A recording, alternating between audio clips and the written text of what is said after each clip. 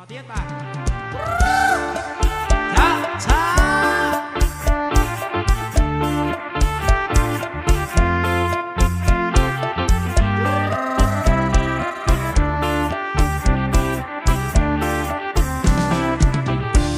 ស្រីអើយនេះគេថានាងស្រីបងលើខេល្បីស្រីស្រកសរិនស្រីអើយនេះគេថានាងស្រីបងលើខេល្បីស្រីស្រកអសស្គូដូចជាគូនចិត្តសរិនមកសំណើតាមមក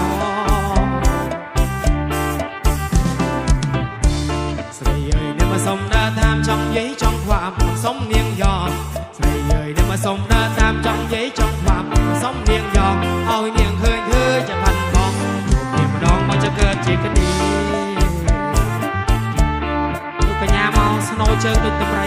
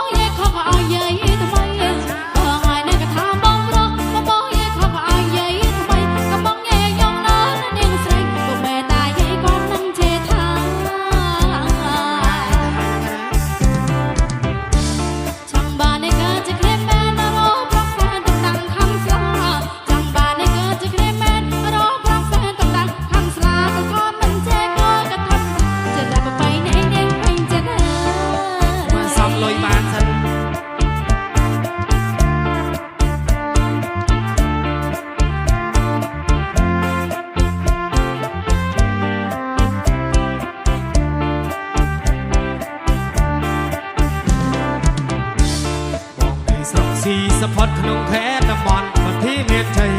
បងនៅស្រុកស៊ីសផុតក្នុងខេត្តតំបន់វត្តមានជ័យកំពុងឪមេមង្គលបុរីចិត្តតែទេស្លាញ់ស្រីស្រុកសរិន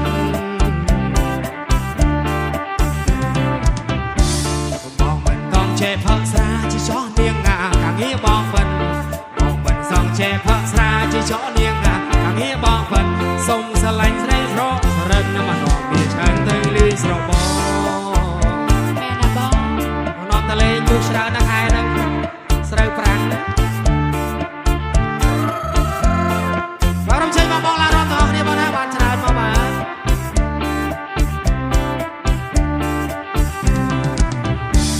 បានឃើញនេះតែមួយថ្ងៃមិនក៏ប្រត់ឆ្លុយមកស្រឡាញ់នាងយក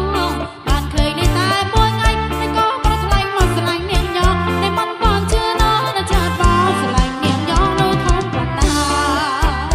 ធំណានេះ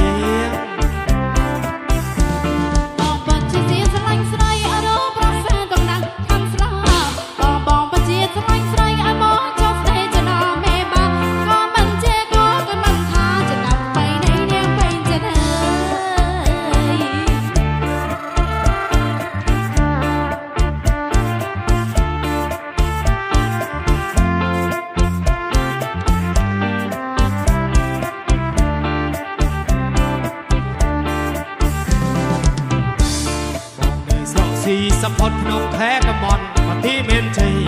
បងនៅស្រុកស៊ីសផុតក្នុងខេត្តតំបន់វត្តមានជ័យកំពុងឪមេមង្គលបុរីចិត្តពេទេស្លាញ់ស្រីសុខសរិនបងមិនต้องចេះផឹកស្រាជាចោះ